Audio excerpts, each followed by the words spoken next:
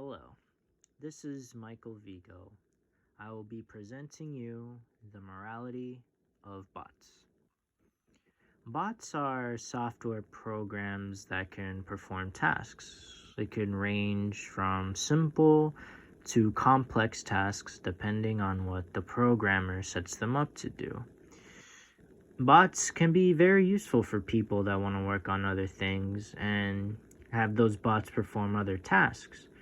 But recently, bots have taken a negative light when it comes to certain aspects of the online community. The technology behind bots have evolved over time because of the complex work that people want the bots to do. So, this presentation will show you the positives, the negatives, the global and ethical dilemmas from people using bots. The differences between the positives and negatives of bots are huge. Of course, the main purpose of using a bot is that it performs tasks for people when they need it. Looking at the positives of using bots, there's a lot of advantages. For example, people that are running a company who need help building a relationship with their customers and provide customer service 24/7, they'll set up bots so that they learn what a customer wants and decides what's the best option for them. Another advantage of having a bot is that it saves money on hiring someone that can do customer service and can have a bot in place because it will be functional for 24/7 and they'll budget their costs towards other things that are more needed. You can set up the bot to learn every language and religion so that it has the best approach when talking to new customers, and also it can complete remedial tasks. So a worker can work on their own thing and a bot can do those tasks instead so that the worker can focus on something more important. Also, if the employee needs help with gathering information, then they can set up a bot to help them get information as well so that the work can be done twice as fast and it'll be very efficient. For the negatives, the most common complaint about bots comes from online, especially the shopping experience. Bots are commonly used by scalpers online to buy large quantities of items that are widely popular to a lot of people, like a PlayStation 5, Xbox Series X, and many more. The PlayStation 5 that launched last year was a common target for scalpers where they would set up bots to target every store including Walmart, Target, GameStop, and Amazon, where they'll buy the large quantities of items so that they resell at a higher price. Because of those bots, it's almost impossible for people to shop online and get things that they want. Because with the bots getting in the way, there's no items in stock, and you would either have to wait for the item to go back in stock, or for people that are desperate, they go to the scalpers and pay doubled or more for what the item is worth. Even though bots are software programs that are commonly used online, there are other countries that have used bots in a more creative manner. For example, in Singapore, there's a team called the Home Team Science and Technology Agency, and they were tasked with building robots for the police that would detect activities. They'll trigger alarms, display messages, and communicate through telecoms. They patrol the streets of Singapore and alert nearby police stations so that nearby cops could respond immediately to any problem that's happening.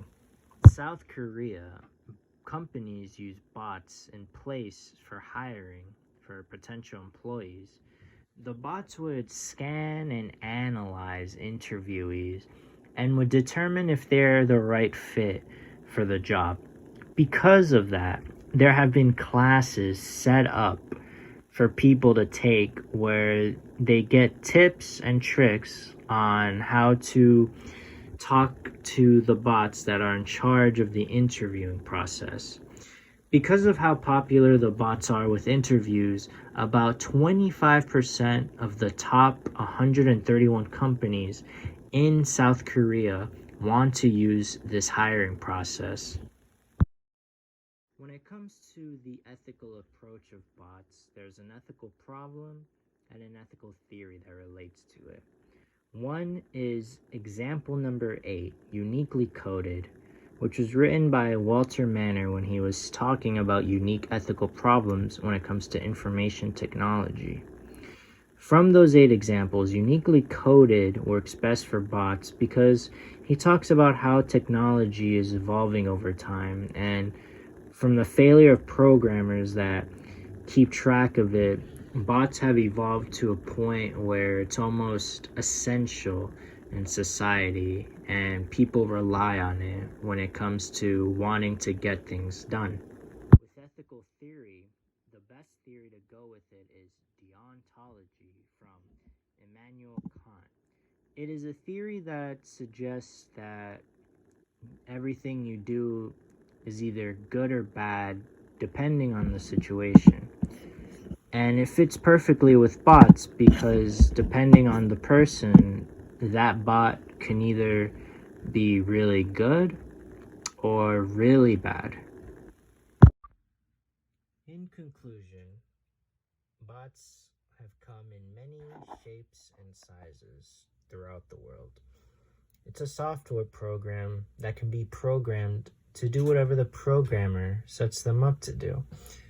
As we've seen in this presentation, it can perform tasks, gather information, shop for items, report crimes, analyze people, and so much more when people design them the way that they want it to be.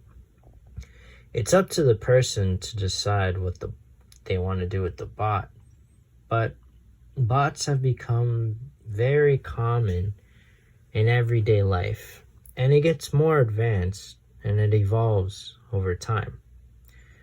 Eventually, bots will become a norm in society, and it will force people to adapt to its usage because eventually it's going to be everywhere. Bots have made an impact in the technological world, and it will never step down from being relied by others for personal or business purposes. When someone creates a bot, it depends on how that person wants to use it at the end of the day. Do they want to use it for good, or do they want to use it for bad? Thank you for listening in on this presentation, and here are the references for this presentation. Thank you and have a good day.